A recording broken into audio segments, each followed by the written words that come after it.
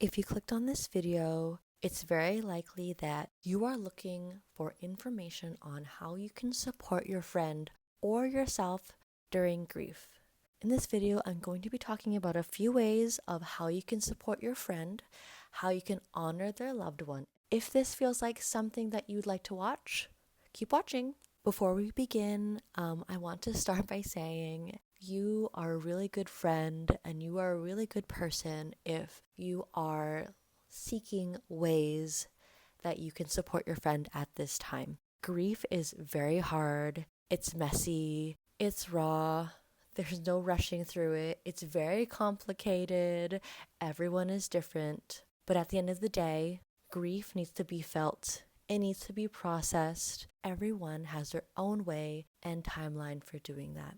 So I made this video to share what I've learned so far about grief from my perspective. This is by no means a complete guide. These are just some suggestions to get you started. You can see what feels right and adjust as needed. And if you've been through grief yourself and have something, a coping mechanism that has really helped you, please share it in the comments below. We're just learning from each other. If you feel like it, you can also share a memory of your loved one in the comment below as well, because sharing a memory is a beautiful way to keep them alive in our hearts. Okay, let's get into it. What spurred me to make this video about grief? To be completely honest with you, recently a close friend of mine lost his dad around Christmas time, the Christmas that just passed, 2024. His passing has been on my mind quite a bit. I remember meeting his dad at Burning Man. His dad was so kind to me. We didn't know each other, but he was very warm and welcoming. That day, my friend had made eggs and bacon, and we shared it all together. I also saw the love and the bond that they shared as father and son, and that moment, that bond, that love, it really stuck with me. My friend losing his dad has been really devastating for him and his entire family, and unfortunately, on top of the emotional pain, they're also facing financial challenges to bring his dad's body home. So they've started a GoFundMe fundraiser, and while I can't physically be there for him right now like I wish I could, this video is at least one way that I can support to get the message out there. I'll share the fundraiser link in the description because literally every little bit helps. Even just $1 or 50 cents, even just spreading the word or sharing the link would mean so much to him and his family. Hearing that my friend had lost his dad made me reflect on my own experience with loss. My grandma passed away. This was the woman who raised me and was like a mom to me. She stepped in when no one else could. She really took care of me. And when she passed away, I felt completely lost.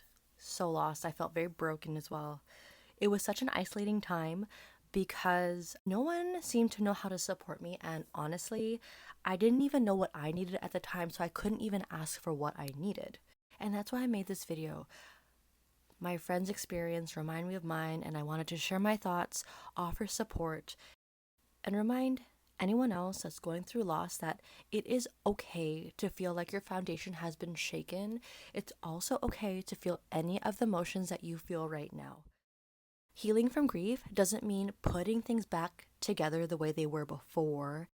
It's about rebuilding something new while still honoring the love and memories of the person who's no longer there. First, let's talk about one of the most important things, your presence. Do you remember in that movie, Inside Out, when joy and sadness learned the value of sitting with difficult emotions? And then Bing Bong doesn't try to fix anything. He simply just stays, acknowledges their pain, and shows care through his presence. That's exactly what your friend needs right now. When someone loses a loved one, your presence says, I see your pain, and I'm here for you. I love you. Sit with them, let them cry if need be, let them be angry, let them laugh. They'll probably laugh at inappropriate times. Grief doesn't make sense and sometimes puts you in a weird mental state. And when you think, oh my God, I don't know what to say right now, remember this. It's not about what you say, it's about the fact that you showed up for them. I remember when my friend just walked with me after my grandma passed. She would come every weekend, pick me up, and we would go on different hikes at different parks so I could get out of the house. She didn't try to cheer me up. She just walked with me in my silence, gave me space to cry if I needed to, and that made all the difference. Practical support. Grief is very exhausting. Most likely, your friend is running on empty. This is a really good time for you to ask yourself, how can I be helpful? What can I do that would make a difference? Do you remember that movie Encanto? When the magical family loses their home, everybody comes together to rebuild it brick by brick. It's not about grand gestures. It's about everyone pitching in, showing that love is in the actions we take to help someone stand again. Practical help isn't flashy, but it is deeply felt. Offer to do things like their grocery shopping, maybe throw their laundry in the machine, help them with their dishes. If they need help with phone calls, ask them, like, do you need me to make a phone call for you or make appointments? Don't say, let me know if you need anything, because most likely they're going to be in such a haze that they won't be able to think. They'll be so engrossed by this emotion. Think about their basic needs. Do they have enough water? Do they have enough food? Are they comfortable? You can also say, hey, I was thinking about picking up takeout for you and dropping off dinner. How does that sound? If this sounds good, let me know and I can pick it up for you. These small gestures, they speak volumes when words fail. Speaking of practical support, my friend is raising funds to bring his dad's body home. His dad is overseas. While I can't be there physically, contributing to their GoFundMe and telling people about their GoFundMe is one way I'm supporting them from very far away.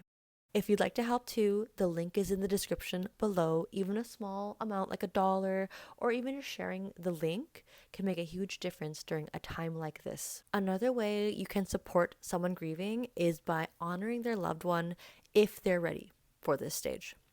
This is how you can test if they are ready to share a memory. You can tell them, if a good memory pops up about them, I am open to listening. My friend Melanie said that to me, and when she said that, I was like, oh, that's what I've been missing this whole time. Someone that I can share these memories with.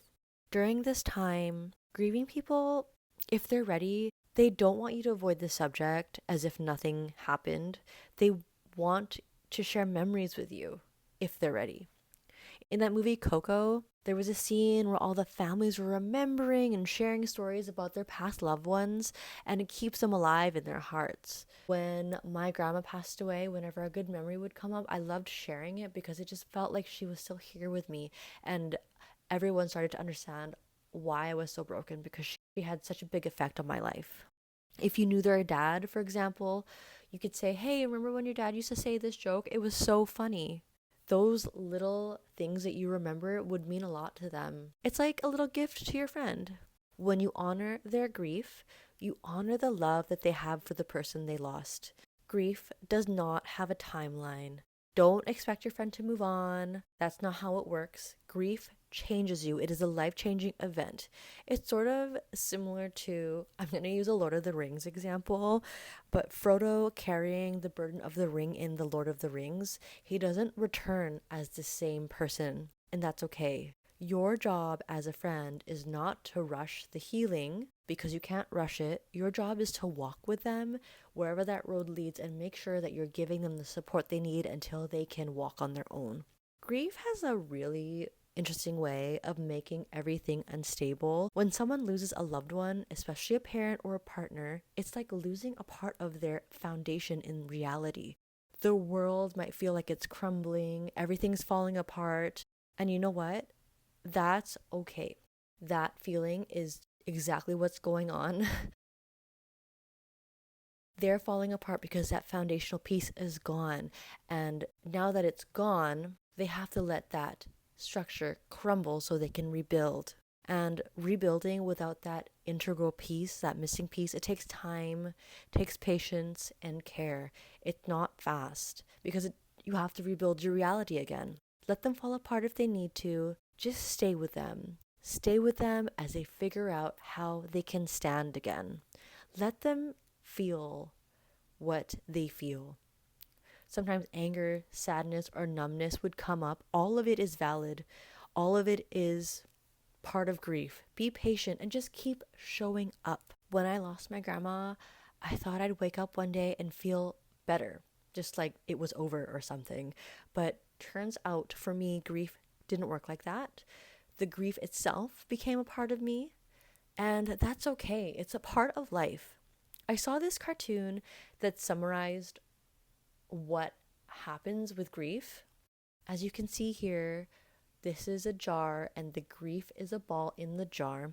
It is very overwhelming. It's just grief on its own in this glass jar. But as life goes on and you gather more experiences, make friends and memories, the jar becomes bigger because it has to hold all of these new parts. But the grief, it's still there. It's still the same size. The grief and feelings don't go away. It just becomes easier to cope with because there are other things in that jar. I hope that makes sense. I really love that comic. You might be thinking, what if I mess up? What if I say the wrong thing? Let me stop you right there, because messing up is better than staying silent. Trying is better than disappearing.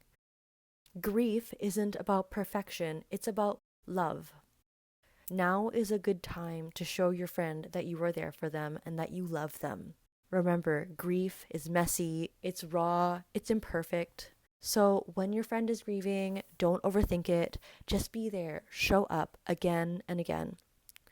Because in their darkest hour, what they need most, it's a friend who says, I'm here and I'm not leaving. Lastly, if you want to take action today, my friend is raising funds to bring his dad's body home. I've linked the GoFundMe in the description below. It's just one small way that we can support someone through grief. Because sometimes the best way to show we care is by stepping up when they need us most. And remember, if you have something that's helped you, please, please, please share it in the comments below. Let's learn from each other. And if you feel comfortable, I'd love to hear a memory of your loved one. It's a beautiful way to keep their spirit alive. I'll see you in the next video.